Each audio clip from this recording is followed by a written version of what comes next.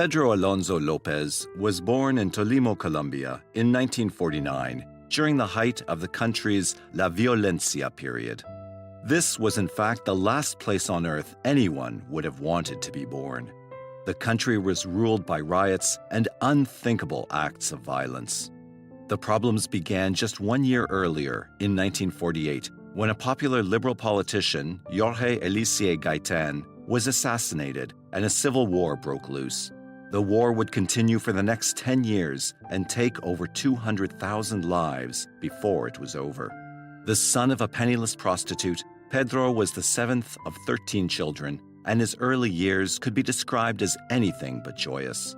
His mother was an overbearing woman who dominated her children with an ironclad fist. Regardless of his home life, anything was better than being out on the mean streets. Human rights violations by the guerrillas, paramilitaries, and members of the National Armed Forces were commonplace, and the country's crime rate was 50 times higher than all other countries in the world. In 1957, at the age of 8, Pedro's mother caught him having sexual relations with his younger sister, and his worst nightmare became a reality. He was exiled to the streets and ordered never to return home again. As bleak as the situation appeared, things quickly began to look up when an older man picked him up off the streets and offered him food and a place to stay. Pedro could not believe his luck and quickly accepted the offer in blind faith. Nevertheless, it was, in fact, too good to be true. Instead of being taken to a plush home with food and bedding, the man took Pedro to an abandoned building where he sodomized him numerous times before tossing him out into the cold, hard streets. Following his misfortune with the older man, Pedro became terrified of strangers. He slept in alleyways and deserted buildings, and would only meander out at night in search of food from trash cans and local dumps. It was almost a year before Pedro finally built up the courage to travel about the country and eventually ended up in the town of Bogota. After a few days of begging for food and scavenging dumpsters, a resident American couple approached him.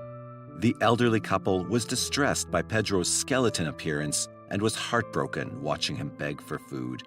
They provided him with a warm meal and asked him to come live with them.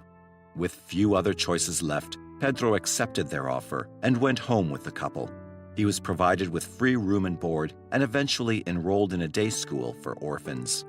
Regardless of Pedro's apparent good fortune, as with everything else in his life, it was not meant to be. In 1963, at the age of 12, a male teacher sexually molested him at his day school. All of Pedro's previous fears were reborn and anger grew within him. Following the incident, he stole money from an office in the school and ran away from home. Pedro returned to the only safe place he knew, his first true home, the streets of Colombia. The country's civil war was becoming a thing of the past, and the Cold War was nearly over. The government was reorganizing, and factories, which had been built during the Depression, were slowly beginning to reopen. Nevertheless, Pedro had never been skilled in any trades and held only a minimal education.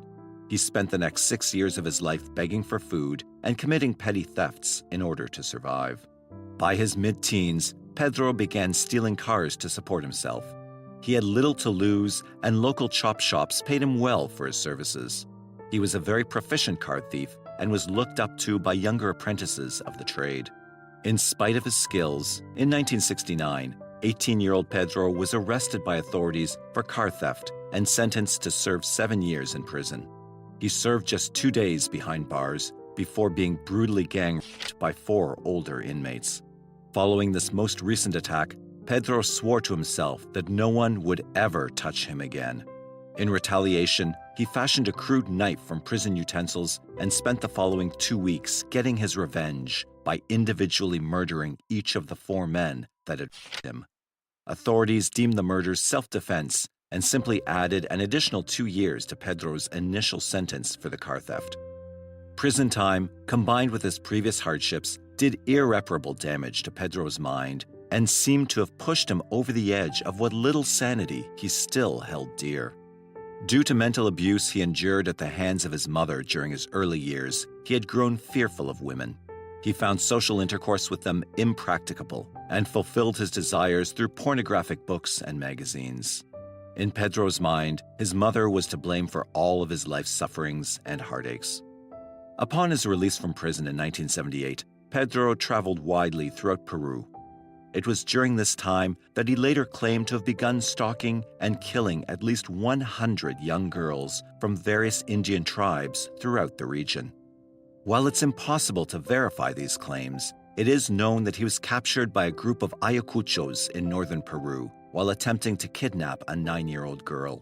The Indians stripped and tortured Pedro for hours before deciding to bury him alive.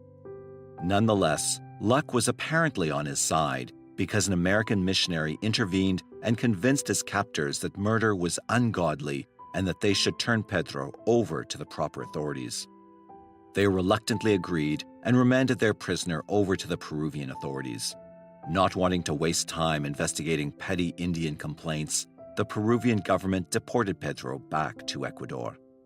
Following his return to Ecuador, Pedro began traveling extensively around the region, including frequent stops in Colombia. Authorities soon began to notice an increase in missing person cases involving young girls. However, they quickly concluded that they were due to the growing South American sex slave rings. In April of 1980, a flash flood near Ambato, Ecuador, caused authorities to take a second look at their missing person cases when the raging waters unearthed the remains of 4 missing children. While it was difficult for them to determine the causes of death, they concluded that the girls had obviously met foul play since someone had taken pains to hide their bodies from prying eyes.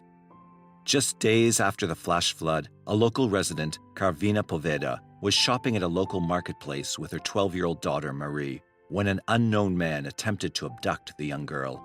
Carvina cried out for help as the man tried to flee the market with her daughter in his arms. Local merchants quickly came to her aid, chased the man down before he could make his escape, and held him down as the authorities were summoned. Pedro was rambling incoherently when police arrived at the scene. As they traveled back to headquarters with their suspect in tow, their initial conclusion was that they had a madman in custody.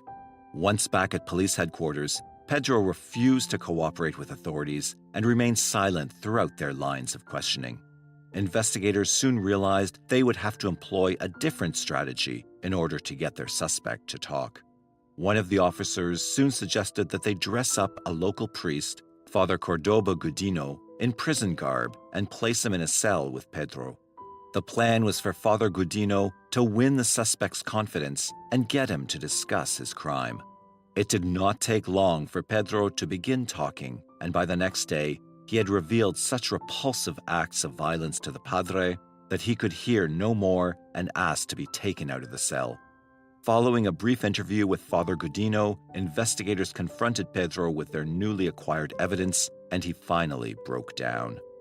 Pedro confessed to investigators that he had murdered at least 110 girls in Ecuador, 100 in Colombia, and many more than 100 in Peru. "I like the girls in Ecuador," he told them. "They are more gentle and trusting, more innocent. They are not as suspicious of strangers as Colombian girls." In the course of his confessions, Pedro blamed his crimes on his hard life and lonely adolescence. "I lost my innocence at age 8, he explained, "so I decided to do the same to as many young girls as I could." When asked how he was able to pull off his self-professed crimes, Pedro informed them that he oftentimes trolled village markets for selected targets with a certain look of innocence. He always searched for his victims in full daylight because he did not want darkness to hide their throes of death from him. When asked what he meant by this, Pedro explained that he would first rape his victim and then strangle them as he stared into their eyes. He claimed to feel deep pleasure and sexual excitement watching their life fade before him. He went on to state that the horror would even continue after their death. He would oftentimes act out gruesome tea parties with the bodies of the dead little girls, propping them up and talking to them. Police were initially skeptical of Pedro's grisly, almost incredible confessions, and liaisons with Peru and Colombia were unable to substantiate them. As Pedro realized that investigators doubted the truthfulness of his claims, he offered to lead them to several burial spots throughout the country. With little else that they could do, investigators agreed to put the plan into action. Just days after his initial confession, Pedro was taken from police headquarters in leg irons so that he could direct a police caravan to his various dump sites. The investigators' doubts soon began to vanish when Pedro led them to a secluded area in the vicinity of Ambato, where they discovered the remains of 53 girls, aged 8 to 12. Throughout the day, Pedro led them to 28 other sites. However, no other bodies were discovered. Some of the investigators felt that animals had most likely scattered the remains and floods had washed what little was left away. Upon arrival back at police headquarters, Pedro was quickly charged with 57 counts of murder. However, Pedro saw the ante boosted to 110 as a result of his detailed confessions. The director of prison affairs, Victor Lescano, later explained, "If someone confesses to 53 you find, and hundreds more, you tend to believe what he says." Lescano told reporters that, "I think his estimate of 300 is very low." No information is readily available on Pedro's brief trial. However, it is known that sometime in late 1980, Pedro Alonso López was convicted on multiple counts of murder and sentenced to life in prison. One chilling pattern that emerges about serial killers, in general, is the number of them reported to have been the children of prostitutes. Henry Lee Lucas, one of this century's most infamous serial killers, apparently started his rampage with the and killing of his own mother, a prostitute. "It's part of the profile," former FBI profiler Robert Ressler once said. "Serial killers often have obsessions of some kind with their mothers, a love-hate relationship in popular language. These moms usually aren't candidates for Mother of the Year, although they aren't necessarily abusive either. The common thread seems to be the sexual element, mothers who were very seductive, who had many sex partners of which the son was aware. Of course, the children of prostitutes are more likely to be exposed to this type of behavior." In January of 1999, Pedro Lopez gave an exclusive, one-time-only interview to National Examiner correspondent Ron Laytner. The following are excerpts taken from that interview. "I am a man of the century," Lopez bragged to Laytner while in prison in Ecuador. "No one will ever forget me. I went after my victims by walking among the markets, searching for a girl with a certain look on her face, a look of innocence and beauty. She would be a good girl, working with her mother. I followed them sometimes for 2 or 3 days, waiting for when she was left alone. I would give her a trinket like a hand mirror, then take her to the edge of town where I would promise a trinket for her mother. I would take her to a secret hideaway where prepared graves waited. Sometimes there were bodies of earlier victims there.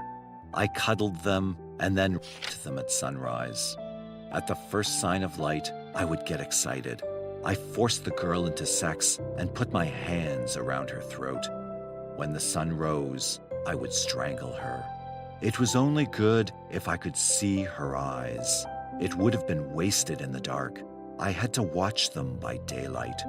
There is a divine moment when I have my hands around a young girl's throat. I look into her eyes and see a certain light, a spark, suddenly go out.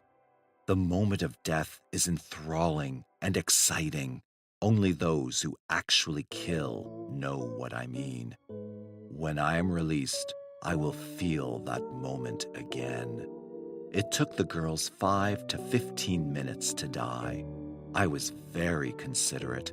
I would spend a long time with them, making sure they were dead. I would mirror to check whether they were still breathing.